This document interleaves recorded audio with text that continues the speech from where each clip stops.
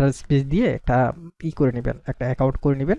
তো আমি এখান থেকে একটা অ্যাকাউন্ট করে নিচ্ছি, যাতে করে আমি অ্যাডমিন হিসেবে আমি লগ ইন করতে পারি, বাট এই অ্যাপসটাকে পুরো কন্ট্রোল করতে পারি। সেক্ষেত্রে এটা আমার জন্য, এটা ভিউয়ার্স বা পাবলিকের জন্য নয়। পাবলিকের জন্য আলাদা একটা অ্যাকাউন্ট করার সিস্টেম থাকবে অ্যাপের মধ্যে, সেখান থেকে অ্যাপ ইনস্টল করে নিতে পারবেন। এখান থেকে ইউজার নেম পাসওয়ার্ড দিবেন, আর কিছু দিতে হবে না। নিচের দিকে আমরা যাব, এখান থেকে ভালো করে লক্ষ্য রাখুন আর এটা মনে রাখবেন, ম্যানেজ দিম সাইট যে অপশনটিতে, এটাতে ক্লিক দিবেন, আবার কেটে দিবেন, ক্লিক দিয়ে কেটে দিবেন। তারপর এখানে কয়েকটা থিমস দেখাবে, এখানে 2020 যেটা লেখা থাকবে, এখানে সিলেক্ট থিমস এই অপশনটিতে ক্লিক দিব, তারপর ইয়েস বাটনটিতে ক্লিক দিব।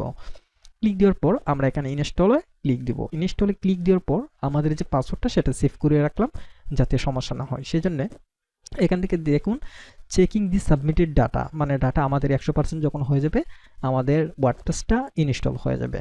ঠিক আছে, এখন ওয়ার্ডপ্রেসের কাজ শেষ।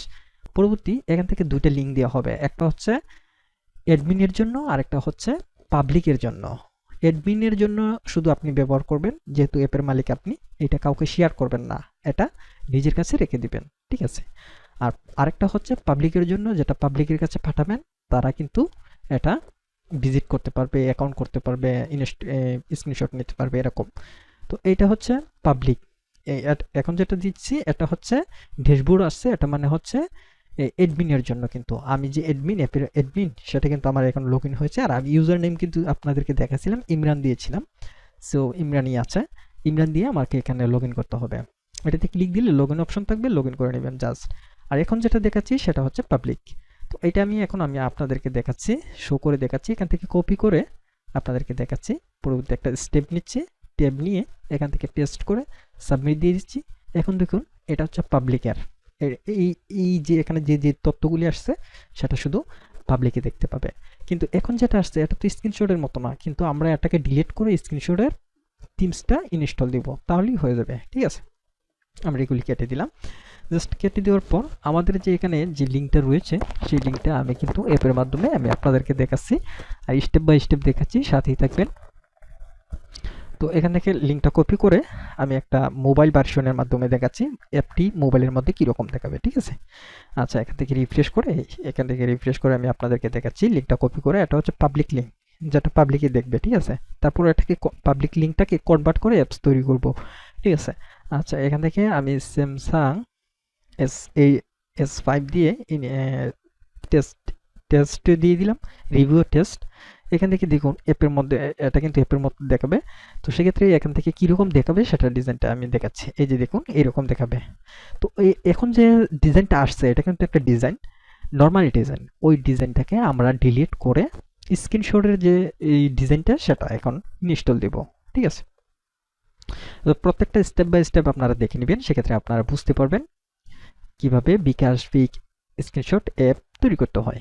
ঠিক আছে, আচ্ছা এখানে আমরা ড্যাশবোর্ডে আসলাম। আসার পর অ্যাপিয়ারেন্স একটা অপশন আছে, অ্যাপিয়ারেন্স এসে এখান থেকে একটা থিমস আমাদের কাছে আছে, ওই থিমসটা ইনস্টল করব।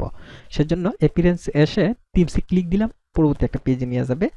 উপরের দিকে দেখুন এই যে থিমস অপশনের পাশাপাশি অ্যাড নিউ থিমস অপশন আছে, ওই অ্যাড নিউ থিমসে যাব আমরা, যেহেতু আমরা নতুন একটা থিমস ইনস্টল করব সেজন্য। তারপর আমরা এখান থেকে আপলোডও যাব, যেহেতু আমরা আপলোড করব। আর আপলোড করাটা হচ্ছে আমাদের কম্পিউটার বা ডিভাইসে অটোমেটিক গ্যালারিতে চলে যাবে বা ফাইলে চলে যাবে, সেখান থেকে আমরা এটা ইনস্টল করব। সেজন্য আমাদের ফাইলটা কিন্তু ডেস্কটপে ছিল, হোম স্ক্রিনে। আমরা এখান থেকে সিলেক্ট করে আমরা এখান থেকে এই যে ফাইলটা সিলেক্ট করলাম, এই ফাইলটা কিন্তু আমাদের কাছে আপনি পাবেন না, আমাদের কাছ থেকে নিয়ে নেবেন, ইমোর মাধ্যমে যোগাযোগ করবেন, সেটা দিয়ে দিব। এখান থেকে ইনস্টল দিলাম, ইনস্টল দিলে কিছুক্ষণ লোডিং হবে, ওইটা ইনস্টল হয়ে যাবে কোয়াডটাতে।